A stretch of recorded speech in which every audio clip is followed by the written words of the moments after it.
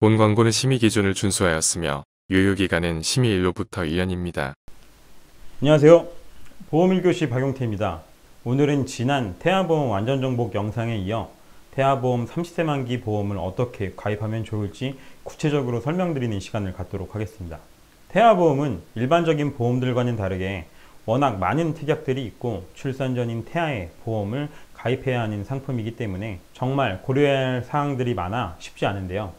이번 영상에서 소개해드린 설계안인 통계자료나 일반적인 사례 외에도 다년간 태아보험을 취급하면서 저와 팀원들이 겪었던 케이스를 공유해서 참고한 설계안이니 이 영상만 보시고 그대로 따라하셔도 괜찮다고 자신있게 말씀드리겠습니다.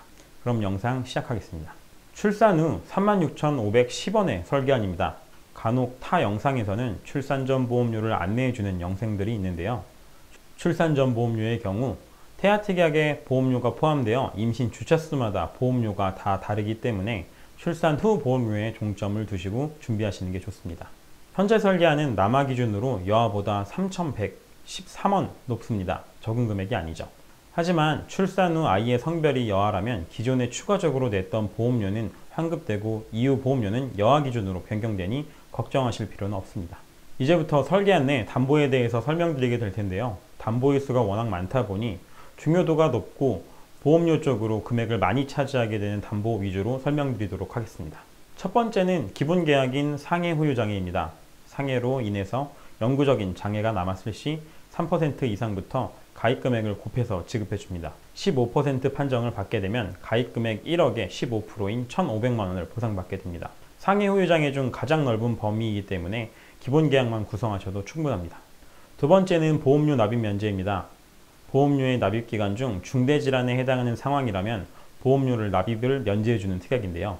어린이 보험이기에 유사암 납입 면제가 포함되었던 특약이 22년 10월부터 유사암의 축소로 인해서 납입 면제 조건에 포함되지 않습니다.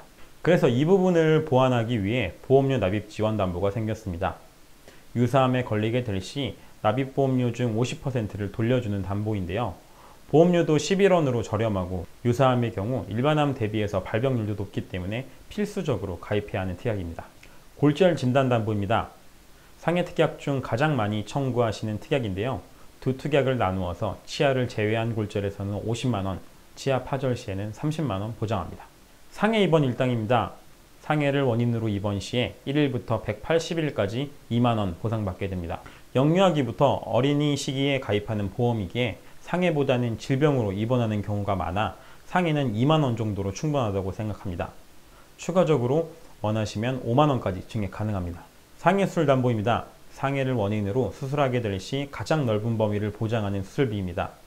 화상수술, 골절수술 모두를 포함하고 입원수술 시에도 통원수술 시에도 보장하니 상해수술 담보는 이 하나로도 충분합니다. 질병후유장애입니다. 중요한 담보이지만 성인보험에서는 보험료가 비싸서 선택을 많이 고민하는 담보이지만 태아보험에서는 필수입니다. 임신기간 중 산전검사 시 모든 선천질환을 알 수 없기 때문에 선천적 뇌질환, 다운증후군, 무지증, 뇌성마비까지 보장해주는 질병후유장애는 필수입니다. 보험료 역시 30세 만기로 구성 시에는 245원으로 저렴합니다. 다음은 암 관련 특약입니다.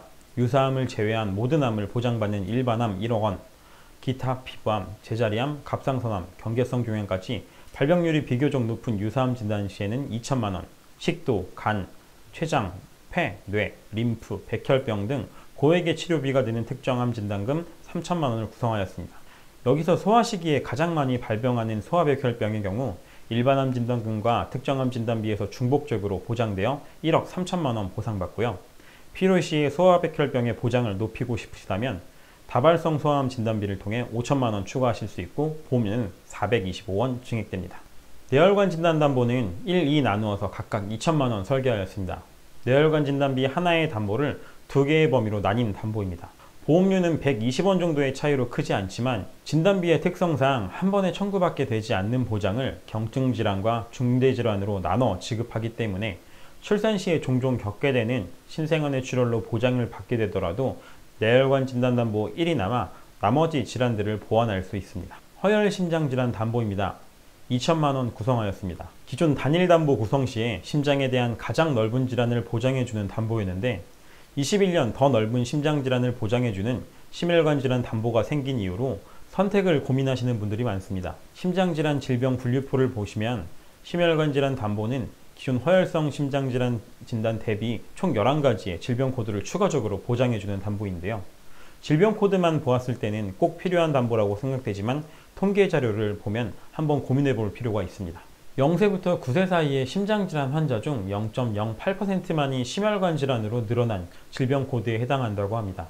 하지만 보험료는 9배 가까이 차이가 나죠. 물론 보험료에 부담이 없는 분들이라면 괜찮겠지만 보험료적이나 발병률을 고려해서 영유아 시기에 보장에 포커싱을 둔 태아보험에서는 심혈관 질환은 필수사항이 아닌 선택사항이라고 생각합니다. 심장 관련 소아 특정 질병 담보는 1천만 원 구성하였습니다. 성장기에 발병률이 있는 심장합병증을 동반한 가와사키병, 판막 손상을 동반한 류마티스열을 대표적으로 보장해줍니다. 허혈심장질환 담보 내에서 포함하지 않은 예외 질환들이고 보험료 역시 저렴하기 때문에 구성하였습니다. 뇌성마비 질환 진단담보 2천만 원 구성하였습니다. 1, 2차 기형아 검사 시에 염색체 이상 검사 위주로 진행되기 때문에 정신과 질환이나 뇌성마비 같은 경우 정확하게 확인이 어렵습니다.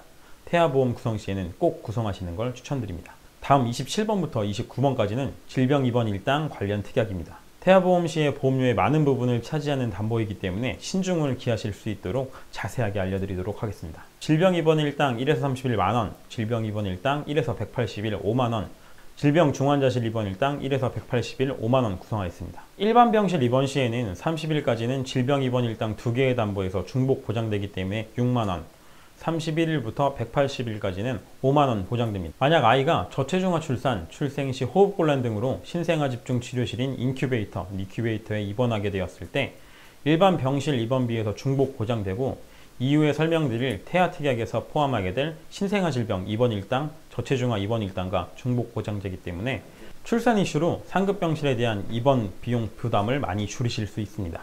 그리고 질병 입원 일당의 경우 1에서 30일을 2만원까지 증액하여 7만원으로 증액할 수도, 중환자실 입원 일당을 10만원까지 증액할 수도 있지만 이 부분은 한 번 더 고민해 보시길 바랍니다. 입원 일당의 경우 실손의료보험에서 입원비와 중복적으로 보상이 되며 가장 많이 걱정하시는 인큐베이터, 니큐베이터의 입원 시에는 국민보험공단 내에서 37주 미만의 조산아나 2.5kg 미만의 저체중아에 해당하게 된다면 치료비의 95%까지 지원되기 때문에 인큐베이터, 니큐베이터에 입원했다고 자기부담금을 더 내는 경우는 생기지 않습니다. 그렇기 때문에 태아보험 내에서 많은 보험료를 차지하는 입원 일당을 증액하실 때에는 한 번 더 고민해 보시는 걸 추천드립니다.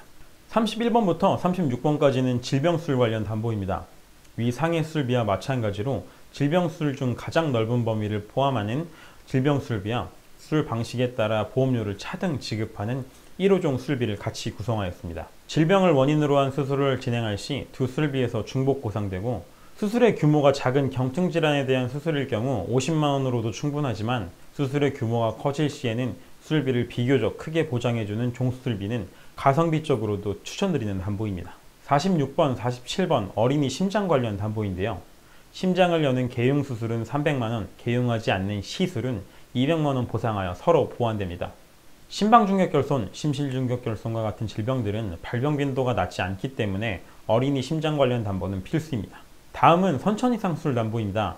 다발성과 특정 선천 이상 수술이 세트이고 빈도수가 높은 설소대 수술, 모반으로 레이저 시술을 할 경우 V개인 스킨텍 수술, 잠복고환으로 알려진 선천성 음란수종 수술 시 다발성에서 30만원, 이외 선천 이상 수술은 특정 선천 이상 수술에서 300만원 보장되고 대표적으로 위 심장수술인 심방중격결손, 심실중격결손이 수술 시 보장됩니다.